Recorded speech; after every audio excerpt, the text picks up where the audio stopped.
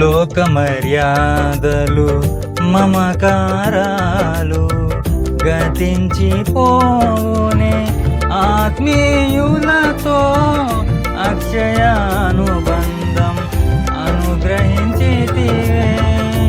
లోక మర్యాదలు మమకారాలు గతించిపోనే ఆత్మీయులతో అక్షయానుబంధం అనుగ్రహించితివే.